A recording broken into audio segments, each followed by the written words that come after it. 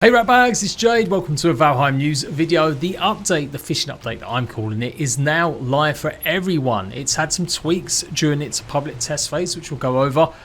And there's also some new, hints and first looks at upcoming content after this update maybe. So leave a like if you find this useful, and let's go through everything you need to know about Valheim today. It's pretty much, patch notes are pretty concise. The new hexagonal gate, I showed you guys that they've got this now. Get yourself, I do believe, some black marble and it should open up. And we've got the new item, the fishing hat. Now at the moment, the fishing hat requires you to catch every single fish in the game, including the tetra. Tetra is one of the hardest fish to get, and I've still not managed to do it. I've spent about 5 hours working on a fishing guide, and I've not come across one of the frozen lakes that you need to find in the mountains, in the caves. But that's what you're meant to do. Catch every fish and it should unlock the recipe for the fishing hat. It will give you a 20 buff in fishing as well as, I do believe, swimming. Obviously the big other change was the ballistas. You can now load it up with a trophy and that ballista will aim at whatever trophy you've applied. And when you do that, it also doesn't aim at you. It does only hold or aim at one target at a time. So if you're attacked by a whole bunch of maybe fuelings and you happen to have a cave troll come along at the same time, you'll only be able to choose which ballista you want to fire. Load up a troll trophy and you'll get that ballista to focus on trolls, and then have another ballista next to it and make sure you've got a fueling trophy in that and it will fire on that. I think it's a good compromise.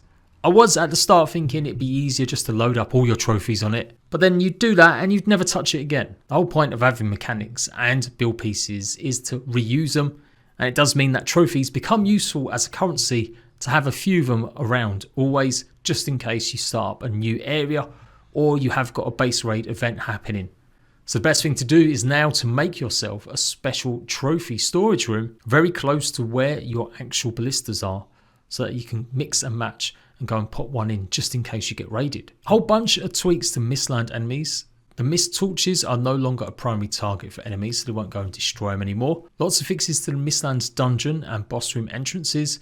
People basically cheesing through by digging down, but that's been fixed now. And a whole bunch to do with performance as usual. So the Seekers have had their circling tweaks adjusted. The Seekers are basically going to be a bit more aggro. They obviously went one way last time and maybe reduced the aggravation of them just a bit too much. The Jarl have also gained another projectile again. They'll shoot 2 projectiles now, but the burst interval is increased.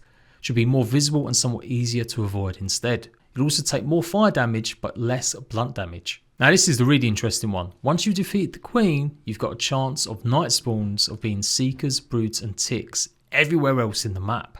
It's just like it is with the other bosses. You can come across things like fuelings and stuff at night time. Well, now you will face the bosses, or the creatures I should say, from the Mistlands in any biome at night. Mistland's boss will now try to flee if unable to reach the player, so no one cheesing in a corner. Mobs inside Mistland dungeons will now respawn. This is because they've also made it that the royal jelly respawns too. They've also added hanging royal jelly piles as an indicator in big dungeon rooms. Wolves will now eat chicken meat. Mist torch is no longer a primary target. As I mentioned, they tweaked the sizes of the Mistland's rooms entrances as players were digging through. Aetherglut regen is no longer affected by swimming or when encumbered. Human flesh is now purchasable from Hildrs after Elder is dead instead of after Bowmass. So you'll now be able to go ahead and get your lovely hammers a bit earlier. Health and resistance tweaks on some diverger pieces.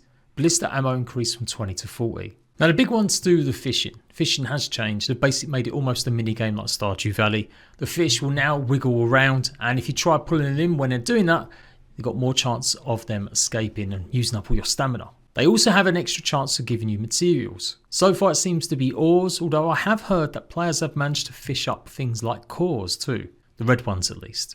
You won't lose any of your bait anymore when you pull a fish in or recasting.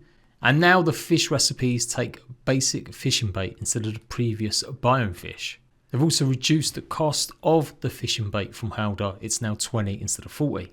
So it makes sense, really focus on looking at the fish. When they're not struggling, that's when you pull them in, as the actual stamina usage will be reduced. The Tetra will spawn at higher levels correctly now, and they will respawn in ice caves. The Tuna can now only spawn in the ocean biome, Previously, there were times when it could be close to the edge near meadows and black forest that I found. Higher level fish only jump in the ocean biome, slightly increased skill gain when fishing. Whole bunch of network fixes which I won't bother going through, just more to do with helping out with crossplay, etc. They've also added additional accessibility options, reducing lightning damage, or the look of it at least. Pretty much thunder flashes for monsters and player elemental effects, the Gouda table, the obliterator and the portal. You can now turn off the Raven hints in settings.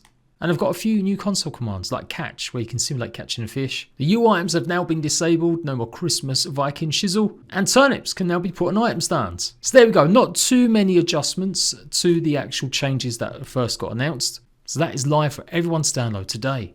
But wait, there's more.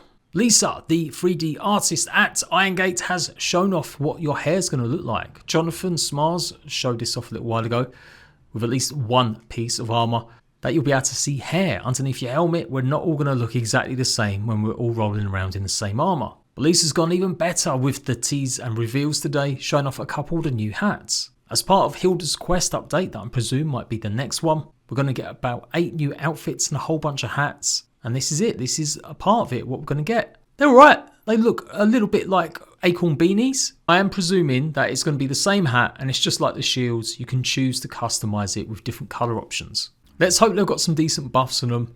Reduce stamina usage while building or something, or using a hammer. Anything like that I would really love, to make it really useful and actually people would bother changing into normal clothing, since I can't imagine this lot's going to give you much armour when you're at home. And Grimcore has also been shown off more, very early work in progress. Don't take this as if it's going to be 100% what's coming to the game. More of the Chard. These are I guess the common garden creatures we might find in the Ashlands. Getting the bone or the model textures right. I suggested they should have some sort of molten fused around their hands, keeping their weapons in place. Grim showed off a few more little bits and bobs of how he's been working and doing this stuff. And I love to see this stuff. This is really cool. Hopefully I'm going to get him on soon, and we're going to talk about some of the inspirations behind the Ashlands. But of course it is going to be Hildrs' quest first. Hildrs is going to be a brand new NPC added to the game that's going to give us some quests. Or at least one quest. Ashlands may not be here for a good while yet. Fishing has been very, very tiresome for me. I don't like fishing in any game, even one I love like Valheim. I'm glad to see we're getting some rewards now for investing a bit more time. And I hope that maybe some clothing will give us even more chance of getting certain rewards. That would be really cool. I would expect it to be a bit quiet now. This has had a bunch of fixes.